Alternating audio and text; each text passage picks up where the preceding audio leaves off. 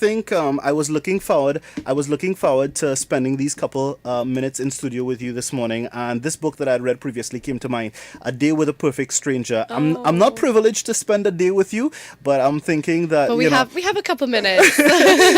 Second best. These couple you can minutes invite me will count. back. We can have a whole day together at some point. I would absolutely love that. I would absolutely love that. And the other thing is, since you're such an avid book enthusiast, you're such an avid reader as well, I thought that this would get a couple chuckles from you. You know, there's very little that you could want to know that you can't find from a book. And I thought the title of this book alone would get you. I love it. Why do men have nipples? You know, that's the name of this. Why do they? Why do they? And that's by the way, that's just the title of the book. The book was actually written by some doctors who went on to answer all of the quirky questions that you may have had or thought about that you never thought to ask. And then the follow-up to that book was something that I thought would get and would probably evoke an even more hearty laugh from you in the form of this. It's ask a really good question.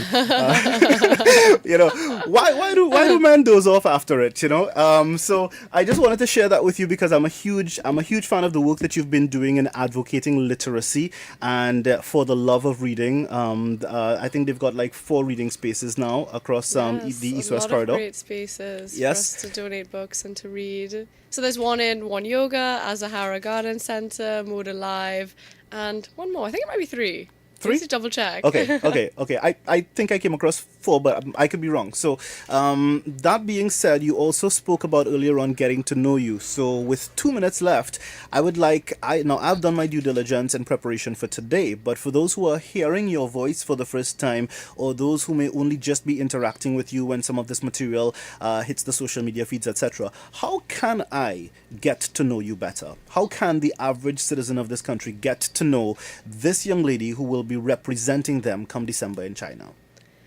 Well, that's a great question. Why don't you follow me on my Instagram page at ttmissworld.isabel, my Facebook page, Miss World Trinidad and Tobago 2018.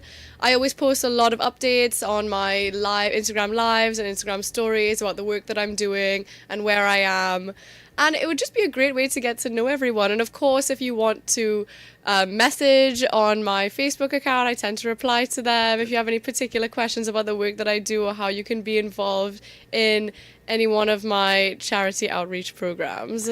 I will say this though, I have been scrolling through some of the former Miss World delegates from Trinidad and Tobago, and there is a remarkable precedent that has been set by the women of this country in representing Trinidad and Tobago at that pageant.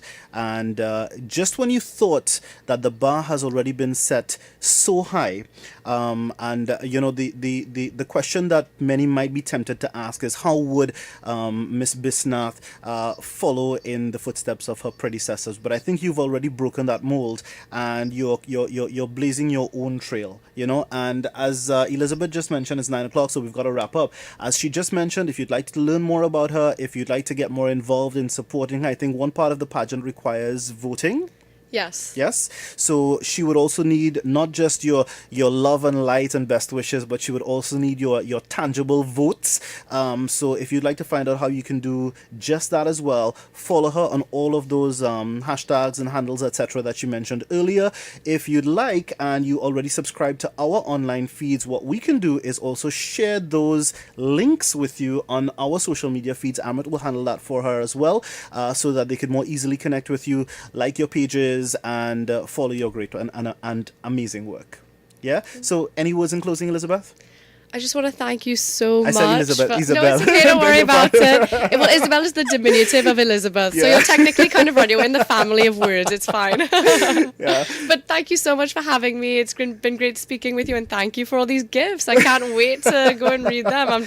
I'll try to make the time to read them. To be honest, I haven't had a lot of time to sit down and read the way I'd love to, because I've just been going from one event to the next. But it's all for a good cause, and I'm so excited. You are most welcome, and you're most welcome to drop by our studios at any point in time, whether I'm sitting behind this microphone or any other presenter at 103. They will all welcome you with warm and open arms. So you've got a home here, away from home. Whenever you're ready, just pop in, and if you give them advance notice, they'll even organize some breakfast or treats for you. So. Yeah, love it. Ysabel, thank you very much for joining